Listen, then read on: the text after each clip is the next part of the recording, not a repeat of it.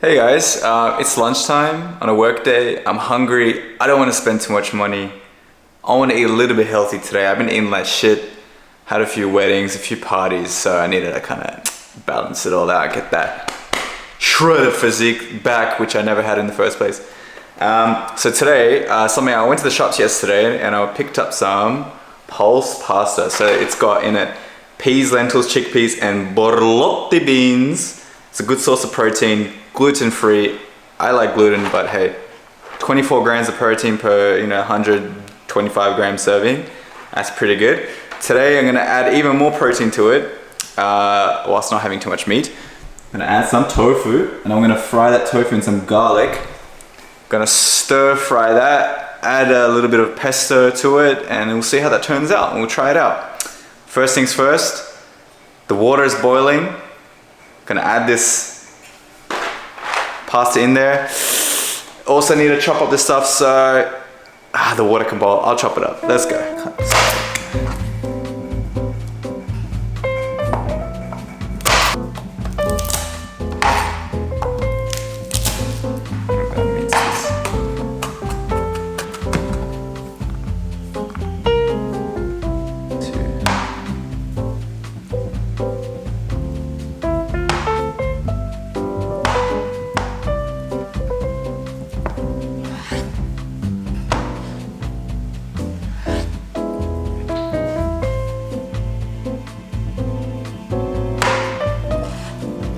Okay, nice. That worked out better than I thought it would be.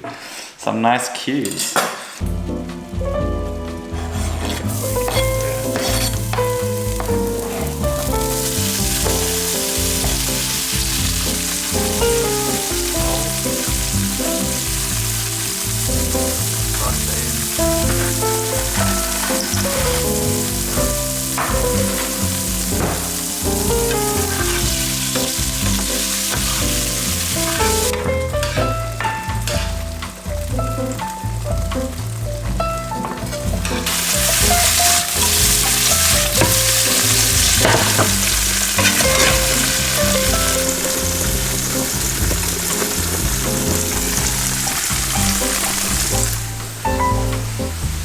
Okay, now I'm gonna go get the pesto. Here it is. Use this pesto. Barilla.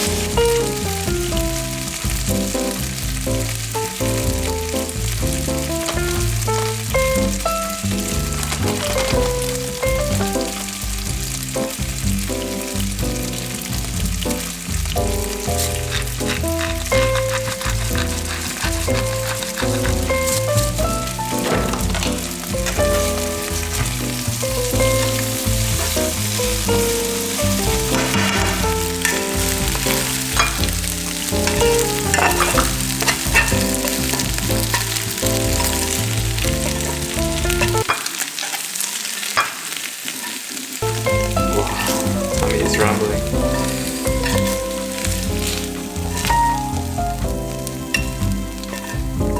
Last but not least, a little oil on top.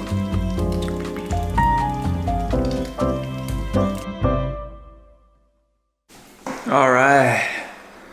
Ooh, actually smells so good. The garlic and the parmesan and the pesto kind of all mixed together with this tofu. Sound like a hippie right now. Let me get the first bite of this all together. Hopefully it's cooked.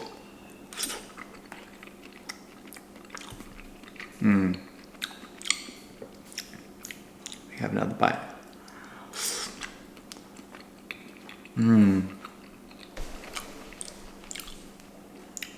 It's actually pretty good. I was scared the pasta would be undercooked, because even after like 6 minutes, which is what it said on the box, it was still like a bit hard.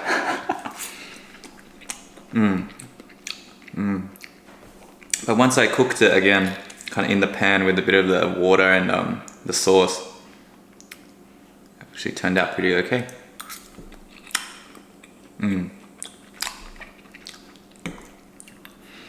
The pulse pasta definitely has a bit more of a bite to it than normal pasta does, of course. It doesn't taste too beany though, which is really good. I was scared it was gonna taste like beans. Not that beans are bad, but you don't want that as a pasta taste. So I thought it would go really well with pesto, and does go really well with pesto. And the garlicky tofu is so flavorful.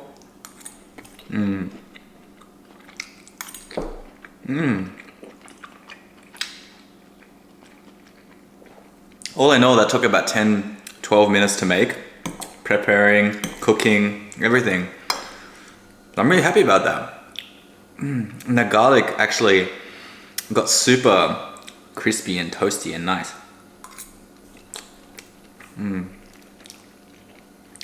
Shout out to Barilla for making good pesto, man.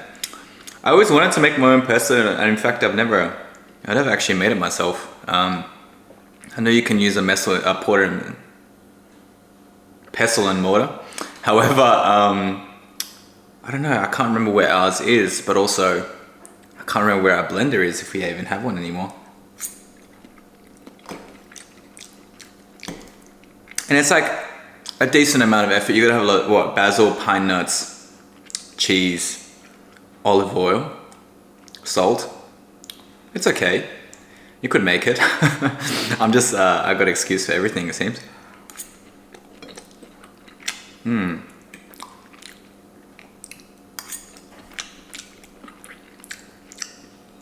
This is pretty damn delicious, and it's gonna be quite filling.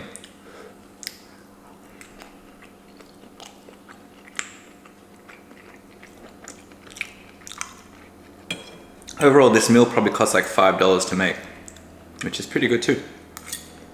$5 for, I would say, 35 grams of protein. That's pretty good. Hope this doesn't make me fart all day though, because I do fart sometimes when I have lots of beans. The more you know. Lately I've been thinking about kind of like, how am I going to live a long life, you know, like lifespan and all that. And I've always been a bit of a fan of Dr. David Sinclair out of Harvard. He's from Australia though, Australian doctor.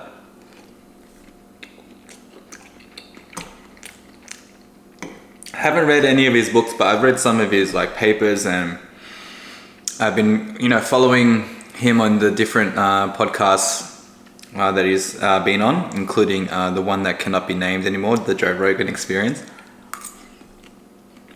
In the past, I think recently he's been on Lex Friedman as well, and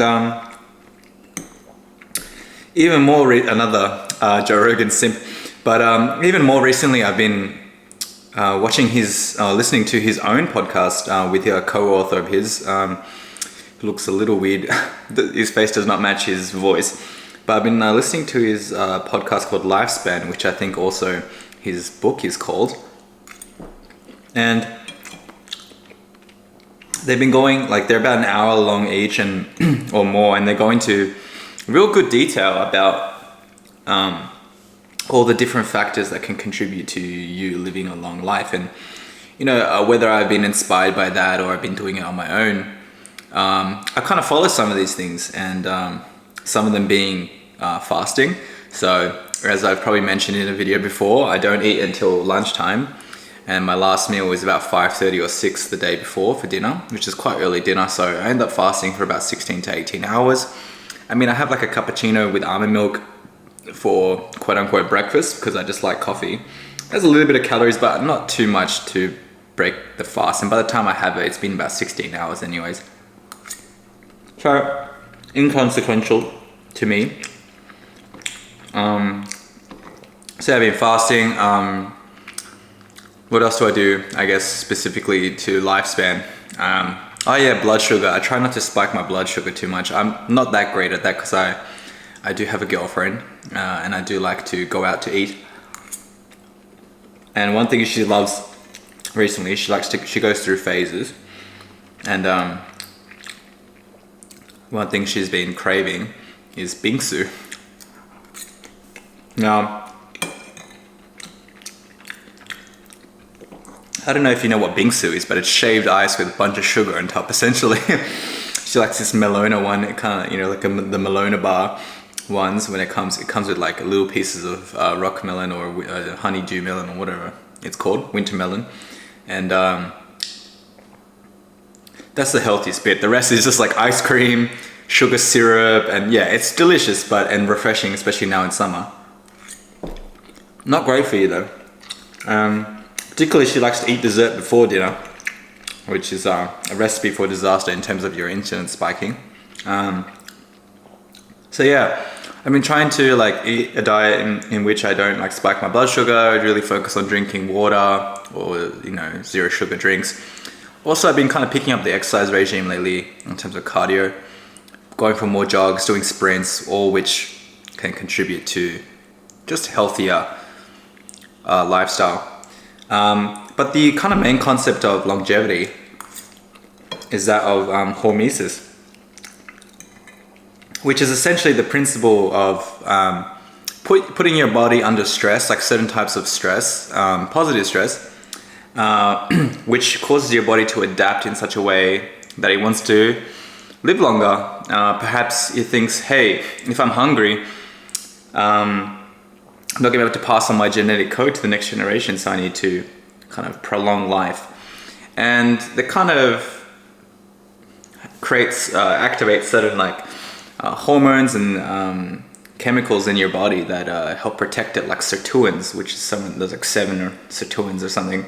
But yeah, that some of them get activated when you do certain activities which kind of stress your body out, exercise, diet, these sort of things. One of the ones that I've been kind of battling with is something got to do with protein. So obviously, like as you can tell by my immaculate jacked physique, that I'm big on the protein. Actually, I am trying to kind of gain muscle in a way all the time and kind of lose fat. I guess it's like a bit of a body recomposition, you could say, at all times. And obviously you need a decent amount of protein to be able to kind of survive in that sense, to be able to gain muscle and to reach the goals that you want to reach. However, something, bringing it back to lifespan and David Sinclair, something that they have found, or maybe some other people have found, but they're reporting, is that, you know, protein consumption results in the activation of mTOR, which is, I can't remember what it stands for, something maybe mediated target of rapamycin. So essentially what this does is when you eat protein, this is increased, and it kind of activates certain pathways that would shorten your lifespan. And you don't want that if you want to live a long time. And you know, proteins are made of amino acids, and there are like three amino acids in particular that really kind of promote this mTOR from happening, to happen and kind of proliferate, and mostly come from animal protein. So, you know, eggs, fish, meat, milk, whatever. Hence today's meal. It all comes back in a big circle, doesn't it? Today's meal of beans, bean pasta, and tofu. I've been trying to eat a little bit more tofu, stuff like that. I don't think I'm ever going to remove meat from my diet because not so much for ethical reasons or anything, but like you know, I love meat. I love the taste of it, and it's one of life's pleasures to me. Eating tasty meat. So you got to balance, you know, how long you want to live. Like, in the end of the day, you never know how long you're going to live. Who knows what genetic factors I have? Who knows what will happen? And, you know, I could choke on this pasta and die right now. So there's a bit of playing the long game and a bit of kind of living for the moment and enjoying your existence, because, you know, you only have one existence. Whether it's if you live 100 years or 120 years or 80 years, on the scale of time, on the scale of billions of years, it is really irrelevant. And once you're dead, you're dead. However, on the different side of that coin, on the flip side of that coin, I'm all for having a higher quality of life whilst you're around. And that's something I'm really aiming for, and kind of preserving my youth. You know, I'm a little bit afraid of death, a little bit afraid of dying. So, and looking old. So, you know, I got that little bit of receding hairline happening already. So, if I eat some more tofu and if that means my hair stays, man, I'm gonna be shoveling that shit like a, I don't know, like a Buddhist person.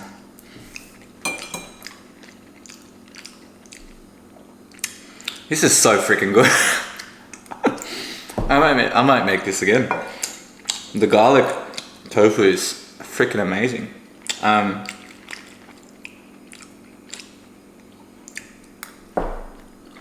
So yeah, I've been worried about the protein side of things. Because at the same time, I want to look good and feel good, and you need protein to build muscle. But I also don't want to like get cancer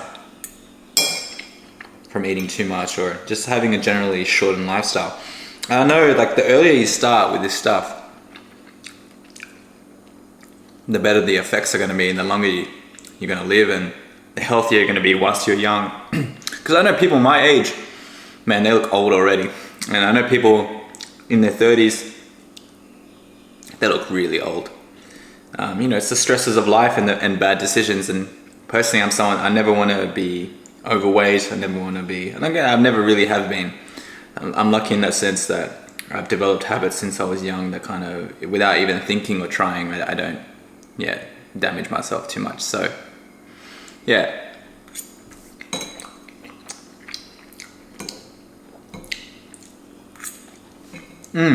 Just about done here.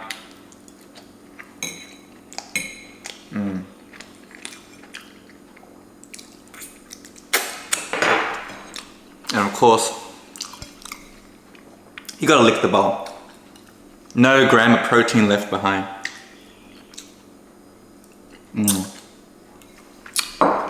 You like that, mommy? Do you have good technique? To my editor, cut that out. All right. Thoroughly enjoyed being here with you today and talking about this topic, even though we didn't get to dive too deeply. I just want to let you know that's something I'm concerned about. Concerned about dying, but I also want to be jacked. So it's a bit of a dichotomy. It's a bit of a unstoppable force moving immovable object sort of situation for me in my life. I know I'm going to keep on eating more and more kind of vegan, vegetarian type meals. I think it's good for your digestive system, your overall health. Yeah, I'll keep trying it out, but I'm not going to turn into some flippin', you know, Woodstock hippie type thing. So I still love a good pork belly, spaghetti bolognese, etc. All right, well, so thank you for your time today. Thank you for watching, clicking on my video. Don't forget to like that motherfucker. Smash that like button. All right. Have a great day, y'all. I'll go back to the work I do not enjoy, but the lunch is delicious. Poodles.